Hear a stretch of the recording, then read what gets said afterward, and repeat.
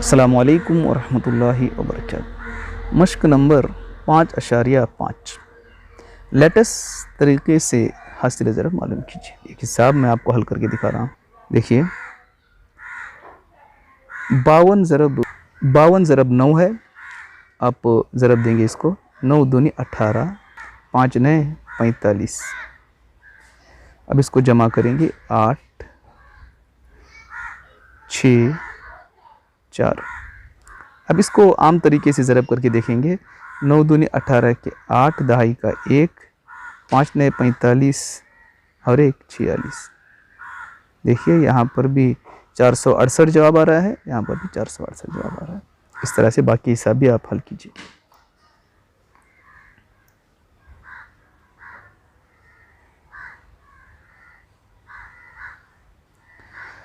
ज़रब का तखमीना लगाना। हमने सुवम जमात में तखमीना लगाने के बारे में सीखा है। गौर करेंगे आप।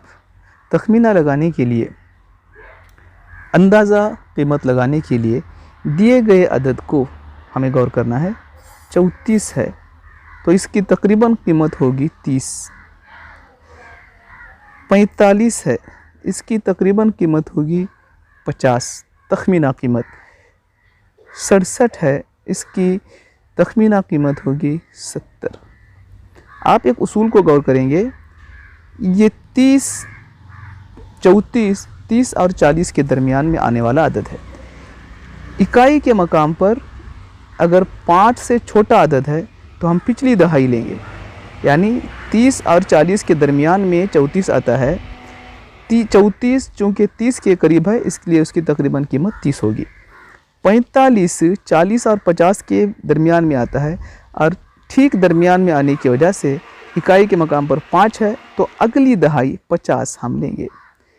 ये 6 67 70 और 60 के दरमियान में आता है और 70 के करीब है क्योंकि इकाई के मकाम पर 7 है। अगर हम इसको अददी खत पर लिखेंगे तो ये 70 के करीब होगा, तो इसलिए इसको हम 70 लिखते हैं। अब उसूलों को गौर कीजिए। इकाई के मकाम पर 5 या 5 से बड़ा अदद है तो हम इसके अगली दहाई लेंगे, यानी 30 और 40 है। ये 6 5 से बड़ा अदद है तो इसलिए हम इसको 40 लिखेंगे। अगर दिया गया अदद 42, ये 40 और 50 के बीच में आता है। यहाँ 2 रहने की वजह से 40 के करीब इसको लेंगे, इसकी तकरीबन कीमत 40 होगी। चंद मिसालें यहाँ तकरीबन कीमत हासिल ज़रब मालूम करने की हम हल करेंगे। एक हिसाब दिया गया है 35 ज़रब 27। सबसे पहले हम इसको तकरीबन कीमत लिखेंगे। देखिए 35 है, इकाई के मकाम पर 5 है तो हमें अगली दहाई लेना है, यानी 40 ज़रब 27 है। 20 और 30 के दरमियान में आता है, इकाई के मकाम पर 7 है यानी 4 से बड़ा है तो हम यहाँ लेंगे इसको अगली दहाई 30।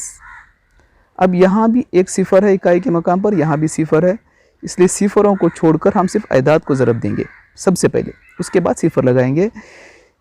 3 7 21, ये सिफ़र यहाँ, ये सिफ़र और ये सिफ़र, 2 सिफ़र होंगे, लगा दें। अस्सलामु अलैकुम वरहमतुल्लाहि वबरकातुहू।